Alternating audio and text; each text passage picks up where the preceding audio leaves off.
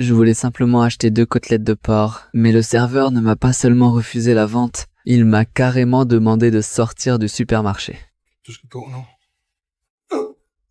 Je me suis retrouvé à terre, mais j'ai réussi à me relever, bien que difficilement, pour essayer de raisonner la personne. Cependant, les autres clients ont rejoint le serveur pour me chasser du supermarché.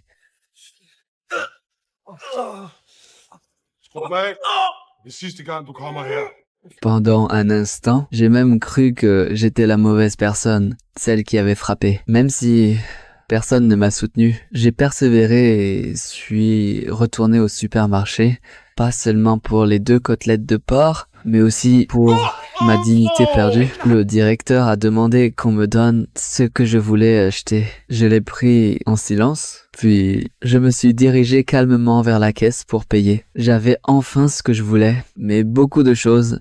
Je ne pourrai plus jamais les récupérer. Il y a 1 semaine, en tant que professeur de maternelle, j'avais accompagné la fille de mon ami chez elle, mais Clara a mal interprété mon geste, pensant que j'étais en train de lui avouer mon amour. Elle m'a fabriqué une carte en forme de cœur, et en jouant, elle m'a même embrassé. Elle a même mis la carte dans ma poche. Quand j'ai découvert la carte, j'ai été horrifié. J'ai donc pris soin de la lui rendre, en lui expliquant que la carte devait être donnée à ses parents. Mais Clara a immédiatement nié et dit que ce n'était pas la sienne. J'ai donc parlé à mon ami en lui demandant de prêter plus d'attention à la santé mentale de sa fille. Mais lui, il se souciait uniquement de ses affaires et a changé de sujet pour me parler de mon ex-femme. Ce à quoi je ne m'attendais pas, c'est que Clara, par vengeance pour mon refus, soit allée voir la directrice pour dire qu'elle me détestait.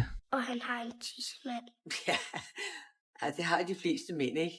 Jamen, han strider livet i luften som en kæp.